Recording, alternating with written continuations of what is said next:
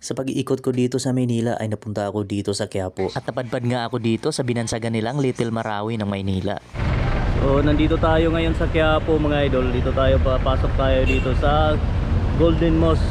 Kung napapansin nyo, ang Quiapo ngayon ay medyo maluwag na dahil sa programa ni Mayor Isko. At eto na nga, pumasok na ako sa area ng aking mga kapatid na Muslim.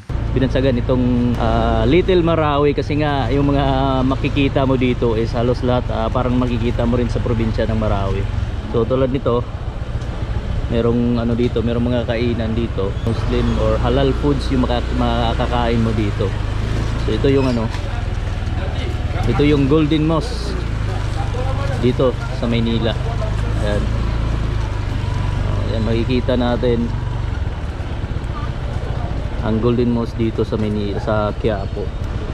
At kung makikita nyo, ang mga paninda dito tulad ng mga pagkain ay parehas lang talaga doon sa Marawi. Tulad na lang nitong tinatawag na bakas at sakurab. Lalong-lalo na itong pinakamasarap na pater at napakamura. Ito na yata ang pinakamasarap na pater na binabalik-balikan ng mga customer. Mapa-Christian man o Muslim ay dito talaga sila bumibili. Sikat ito dahil dito lang niluluto sa tabi ng kanilang tindahan. Napakabait nila kuya dahil pinasubok din ako kung paano lutuin yung pagkain ito. Bagamat ay hindi na ito bago sa akin, for first time ko makaranas ng ganito kalaking kawali at napakarami. At pagkatapos ng maluto ay ito na nga, kumain at nagpakabusog muna ako. At napakasarap talaga ng kanilang pater, kaya pala araw-araw may pumipila sa kanila. At pagkatapos kong kumain ay nagpabalot na rin ako ng ilang piraso. At ito'y ipamimigay natin mamaya sa mga homeless people. Pero bago yan ay bibigyan muna natin itong nangungulit sa aking likuran. Ayaw daw niyang magpa-video dahil nahihiya siya.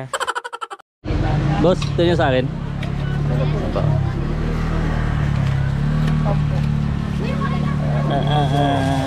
At ito na nga yung pinabalot ko at tara, samahan ninyo ako. At ang una ko palang binigyan ay itong si nanay na nakita ko naglalakad dito sa gilid. Pangalawa naman ay itong si tatay na naka-wheelchair dito sa Ruas Boulevard. Kung marami lang sana tayong pera ay ganito na lang yung ating gagawin araw-araw. Sa di kalayuan ay sinigawan ako ni kuya na bigyan ko daw siya ng pagkain. Ayan, binigyan na rin natin. Kawawa din kasi gutom na gutom daw siya. At ito pa, may mga tumatakbo galing sa gilid-gilid. Nakakatuwa lang talaga pag ganito araw-araw. At sa unahan naman ay may nakikita ako nakaupo na basang-basa sa ulan. At ito, binigyan na rin natin ng pagkain. Hanggang sa susunod, kung may extra pa tayo ay ganito rin ang ating gagawin. Kung nais nyo ring tumulong tulad nitong mga homeless ay papakainin natin, i-message nyo na lang po ako.